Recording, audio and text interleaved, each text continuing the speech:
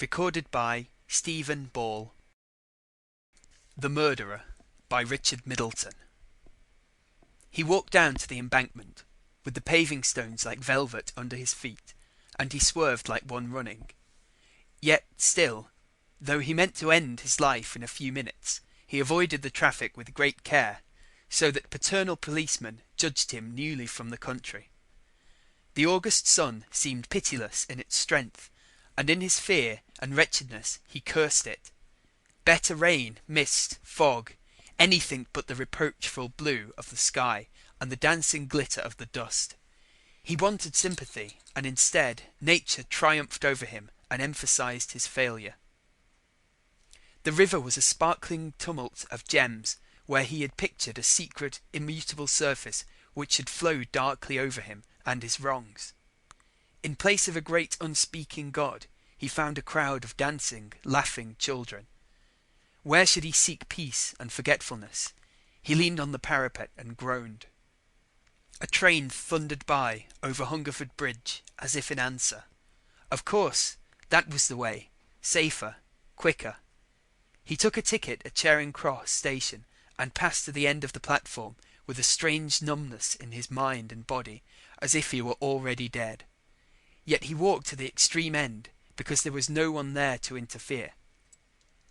Presently the train appeared, making its way slowly across the bridge, and he leapt off the platform and laid his head on the rail. It blistered his cheek, because the sun had made it so hot. Then the earth heaved itself up and thrust and tore him between the wheels of the carriages. When the train had passed, he rose to his feet unsteadily, and stared stupidly at the mangled body lying at his feet. There was a shrill singing in his ears, which was shortly interrupted by the sound of human voices, and he felt his arms caught roughly and imprisoned. Soon he made out the word, "murder," angrily spoken, and found that he was held by platelayers who were gesticulating violently and pointing at the body.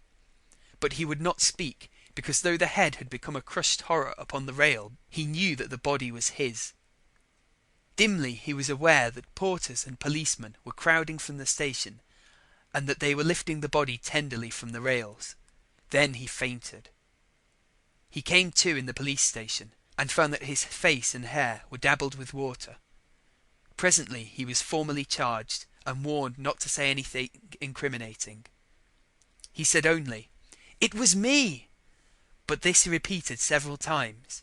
He was trying to convince himself. Then he was removed to the cells, and found himself alone. He lay down and slept deeply, and the sun had set and risen before he woke. At his trial, and after conviction, he did not speak. He seemed too dazed, but as they led him away he broke his silence. "Can a man die twice?" he inquired reflectively. "Can a man die twice?" There is no more to chronicle. They were his last recorded words. End of The Murderer by Richard Middleton.